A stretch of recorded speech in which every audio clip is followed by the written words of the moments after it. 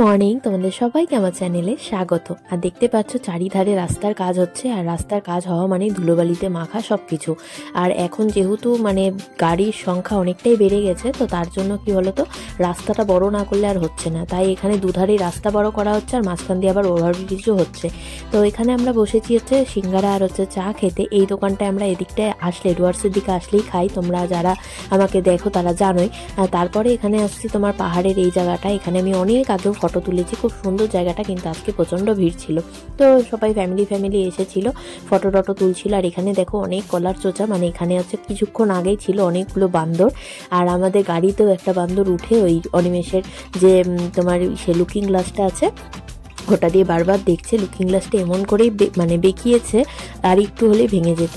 তো অনেকটাই বিকেল হয়ে গেছে, তাই এখন আমরা হচ্ছে বেরিয়ে যাবো। আর এই জায়গাটা বেশ ঠান্ডা ঠান্ডা হাওয়া দিচ্ছিল, আর কয়েকদিন ধরে আবার নতুন করে একটু একটু করে ঠান্ডা পড়ছে, যে কারণ রাতের বেলা যেহেতু বৃষ্টি হচ্ছে তার জন্য।